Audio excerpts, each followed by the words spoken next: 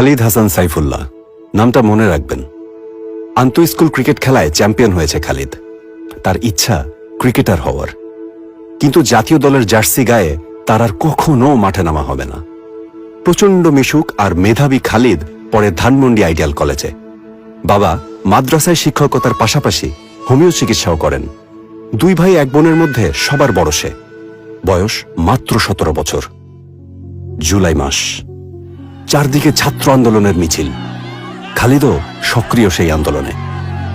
18 জুলাই আসরের নামাজ পড়তে লালবাগের বাসা থেকে বের হলো সে। নামাজ শেষে বাসায় ফিরছিল খালিদ, আর তখনই আন্দোলনকারীদের ধাওয়া করে পুলিশ। আজিমপুর কোয়ার্টারে ঢুকে গুলি চালায়। গুলি লাগে খালিদের শরীরে, প্রচুর রক্তক্ষরণ হয়।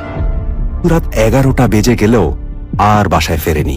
খালিদের ফোনে কল করলে এক অপরিচিত লোক ফোন ধরে। বাবা ছুটে যান ঢাকা মেডিকেলের মর্গে। সেখানে অনেকগুলো লাশের মাঝে খুঁজে পান ছেলের লাশও। তার শরীরে ছিল শটগানের অন্তত 70টা গুলির চিহ্ন। তার পরিবার আজও যেন ঘোরের মধ্যে আছে। তাদের আশা খালিদকে জাতীয়ভাবে শহীদের মর্যাদা দেয়া হোক। খালিদ হাসান সাইফুল্লাহ, শহীদ খালিদ হাসান সাইফুল্লাহ নামটা মনে রাখবেন। মনে রাখবেন জুলাই বিপ্লবে নিহত এমন সকল শহীদদের।